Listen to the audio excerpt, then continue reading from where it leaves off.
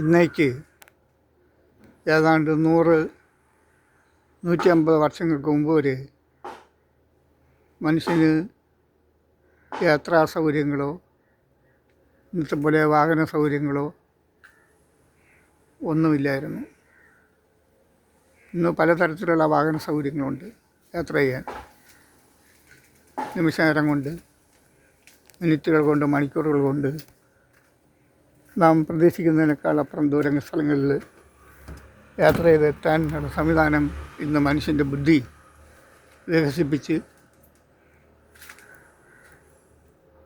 വളർത്തിയെടുത്തിട്ടുണ്ട്. അപ്പോൾ ടൂറിസം വളരെ മനുഷ്യൻ്റെ മനസ്സിന് സന്തോഷം ഉണ്ടാക്കുന്ന ഒന്നാണ്. ഇടയ്ക്കിടയ്ക്ക് മാനസിക പ്രശ്നങ്ങളും മനസ്സിലുണ്ടാകുന്ന വിഷമതകളും മറ്റ് എല്ലാ ടെൻഷനുകളും ഒഴിവാക്കുന്നതിന്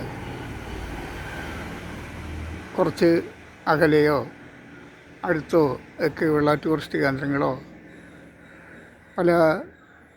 ഭൂമി പല തരത്തിൽ സൗന്ദര്യം കൊണ്ട് നിറഞ്ഞതാണ്.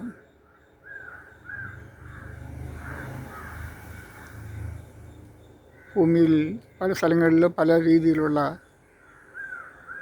സൗന്ദര്യങ്ങൾ ഒതുങ്ങിക്കിടപ്പുണ്ട്.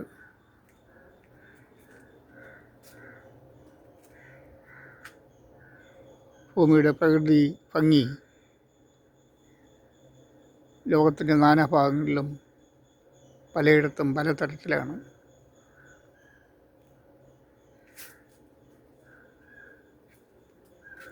ഓരോ രാജ്യങ്ങളിലും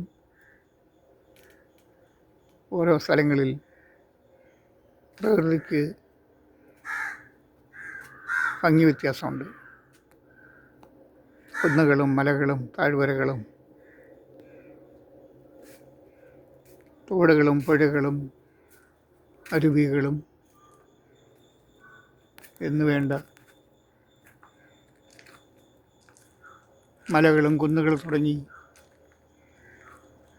പ്രകൃതി പലതരത്തിൽ ഭംഗി കൊണ്ട് നിറഞ്ഞിരിക്കുന്നതാണ്. ഇവിടെയൊക്കെ നമ്മൾ ഇടയ്ക്കിടയ്ക്ക് ഒന്ന് യാത്ര ചെയ്യുകയാണെങ്കിൽ മാറി മാറി പല സ്ഥലങ്ങളിൽ കുടുംബങ്ങളായിട്ടോ ഫ്രണ്ട്സായിട്ടോ ഒക്കെ യാത്ര ചെയ്യണം. ലോകം എന്തെന്നുള്ളത് മനസ്സിലാക്കണം. ഒരു 100-150 വർഷങ്ങൾക്ക് മുമ്പ് ഒരു സ്ഥലത്ത്, ഒരു ഏരിയയിൽ, ഒരു പ്രദേശത്ത് ഒരു കുട്ടി ജനിച്ചാൽ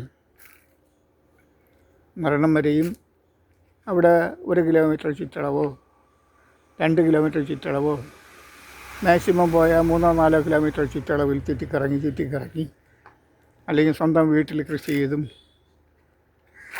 ചെയ്യുന്ന തൊഴിലുകൾ ചെയ്തും ഒക്കെ ജീവിക്കേണ്ട ഒരു സാഹചര്യമായിരുന്നു. അങ്ങനെ മരണം വരെയും അയാളുടെ ആ ലോകം എന്ന് പറയുന്നത് അയാളെ വീടും അയാളെ ചുറ്റിപ്പറ്റി ഏകദേശം 4-5 കിലോമീറ്ററിനകത്ത് മാത്രം അത് തന്നെയാണ് അയാളുടെ ലോകമെന്ന് കാണുന്നു. അങ്ങനെ ആ ലോകത്തിൽ ജീവിച്ച് ലോകത്തിൻ്റെ വലിപ്പം അറിയാതെയും ഓരോ രാജ്യങ്ങളിലും ഉണ്ടാകുന്ന വ്യത്യാസങ്ങൾ മനസ്സിലാക്കാതെയും ഒരു രാജ്യത്തിൽ തന്നെ പല സ്ഥലങ്ങളിലും പലതരത്തിലുള്ള മനോഹരമായ കാഴ്ചകൾ കാണാതെയും ഒക്കെ ആ മനുഷ്യൻ മണ്ണടിഞ്ഞ് പോകുന്നു. ഇന്ന് നമുക്ക് ഈ കാലഘട്ടത്തിൽ ലക്ഷക്കണക്കിന് വർഷങ്ങളായി മനുഷ്യൻ ഭൂമിയിൽ ജീവിക്കുന്നുണ്ട്. അതൊക്കെ കഴിഞ്ഞു പോയി, ലക്ഷക്കണക്കിന് വർഷങ്ങൾ കഴിഞ്ഞുവെങ്കിലും ഈ അടുത്ത കാലത്ത് ഉദ്ദേശം ഒരു 150 വർഷങ്ങൾക്ക് ശേഷമാണ്, ഇന്നേക്ക് ഒരു 150 വർഷങ്ങൾക്ക് ശേഷമാണ് നമുക്ക് ഒരു പുരോഗതി ഉണ്ടായി തുടങ്ങിയത്. ഹോസ്പിറ്റലുകൾ ആയാലും ശരി, വാഹനങ്ങളായാലും ശരി, എല്ലാ തരത്തിലും യാത്രാ സൗകര്യങ്ങൾ ഉണ്ടായി തുടങ്ങിയത് ഇപ്പോഴാണ്, ഈ കാലഘട്ടത്തിലാണ്. അപ്പോൾ അതിന് നമ്മൾ ശരിക്കും പ്രയോജനപ്പെടുത്തണം. ഇതേക്കുറിച്ച് ഈ തലമുറകൾ ചിന്തിക്കുകയും വേണം. പണ്ട് നമ്മുടെ പൂർവികർ എൻ്റെ തന്നെ 3 തലമുറകൾക്ക് മുമ്പുള്ള എൻ്റെ അപ്പൂപ്പനെ എനിക്കറിയാം. അവരെ അടക്കം ചെയ്തിരിക്കുന്ന സ്ഥലവും എനിക്കറിയാം. അവരൊക്കെ ഏതാണ്ട് ഒരു 50 കിലോമീറ്റർ ദൂരെ നിന്ന് ഞാനിപ്പോൾ താമസിക്കുന്ന സ്ഥലത്ത് വരാനായിട്ട് കാളവണ്ടി ഉപയോഗിച്ചിരുന്നു. കാളവണ്ടിയിലാണ് അവർ വരികയും പോവുകയൊക്കെ ചെയ്യുന്നത്. അന്ന് റോഡുകളില്ല, യാത്രയിൽ ഭക്ഷണത്തിനോ മറ്റ് സൗകര്യങ്ങളോ ഒന്നുമില്ല. വളരെ കഷ്ടപ്പെട്ട് അവർ അന്ന് യാത്ര ചെയ്തു. അപ്പോൾ അന്നത്തെ ആ കാലഘട്ടം എന്ന് പറയുന്നത് ഏകദേശം 150 വർഷം മുമ്പായിരിക്കാം. അപ്പോൾ അങ്ങനെ വെച്ച് കണക്കാക്കുമ്പോൾ നമുക്കിന്ന് കിട്ടിയിരിക്കുന്ന ഭാഗ്യം ഒരു വലിയ വികസനം തന്നെയാണ്. അപ്പോൾ നമ്മൾ വിചാരിച്ചാൽ ഏത് രാജ്യത്ത് വേണമെങ്കിലും നമുക്ക് പാസ്പോർട്ട് എടുത്ത് പോകാൻ പറ്റും. യാത്രാ സംവിധാനങ്ങളെല്ലാം ഉണ്ട്.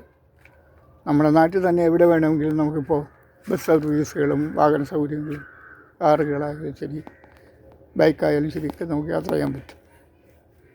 പിന്നെ നമുക്ക് കിട്ടിയിരിക്കുന്ന സൗഭാഗ്യം മനുഷ്യൻ്റെ ബുദ്ധി വികസനം. ഇനിയും നമ്മുടെ ബുദ്ധി വികസിപ്പിച്ചെടുക്കാൻ പറ്റും.